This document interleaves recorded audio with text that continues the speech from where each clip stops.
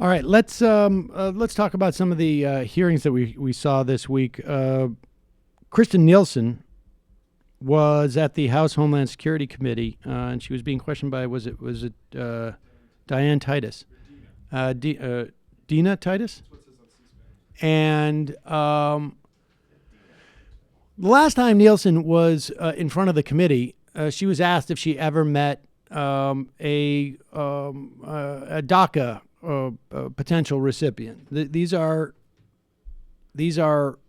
not always children. They're now young adults because they've been in this country for so long. But these are people who came to this country as minors with their parents, usually under the age of 13, and often even significantly younger than that. They were brought to this country. They've lived in this country for at least, I think it's 10 years. They have had to have gone to high school and graduated high school, and maybe even gone on to college or served in the military to be eligible for DACA status. And many of these people have no familiarity whatsoever with the country of their origin. Many of them don't even speak Spanish or and they're or Korean or wherever they were from. And Dina Titus is asking Kirstjen Nielson, to what extent, since your organization more or less terrorizes these folks, to what extent have you ever had the opportunity to actually even have any interaction to get a sense of who any of these people are?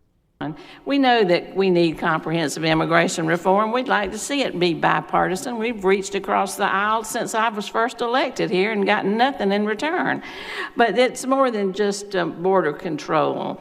We need to deal with the dreamers, the DACA recipients, TPS. They're all living in a situation of uncertainty.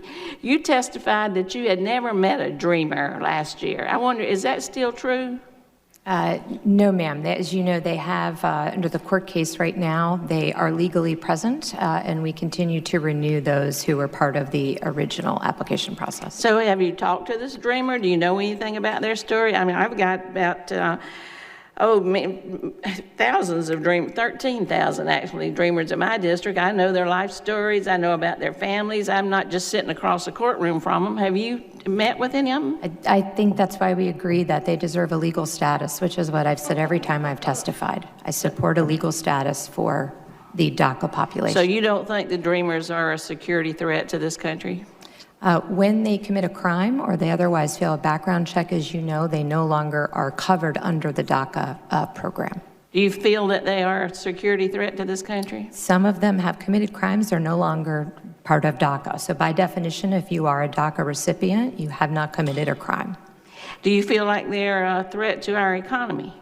Ma'am, I support their legal status. So that means you would support a clean bill to give DACA recipients a pathway to citizenship? No, I would not. And the reason for that is because we can't handle that situation without handling the situation that brought them here to begin with. I don't want to inadvertently create a new pull factor. I want to make sure that we secure the border and that we are able to give legal status to the DACA population.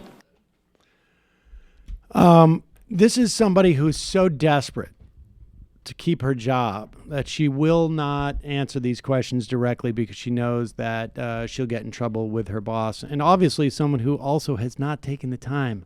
It's one of those moments where you can just like hear her in the back of her head going like, God damn it, I meant to write down, go meet a DACA recipient. Should have just taken one afternoon. And if I just so like 20 minutes and I could have answered that question. Yes, I have. He was very nice or she was very nice.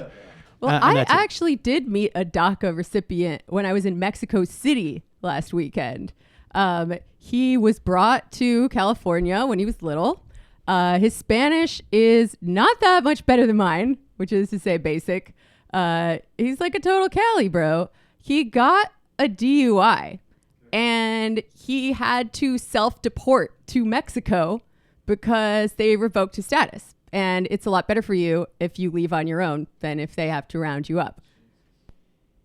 Nuts. And there's a lot of, there's obviously hundreds of thousands of DACA recipients who are, just basically here still and living in a constant state of insecurity, waiting to see how these court cases are ultimately resolved. And the same also with the TPS folks who are here because there was either some type of like a natural catastrophe in their homeland or some type of civil war that ended up leading to the destruction of their homes or making it completely unsafe or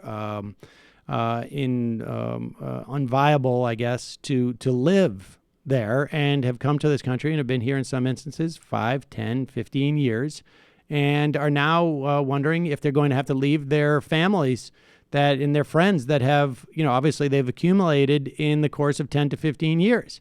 And the idea that there was anybody walking around 3 or 4 years ago going like, man, there's just the Haitian population here, who are here after the earthquake, they're really just taking all the opportunities for us. There's a real problem. No, this is just, part of the Trump administration trying to clear house of folks primarily from, non-white countries, I guess. It's ethnic cleansing.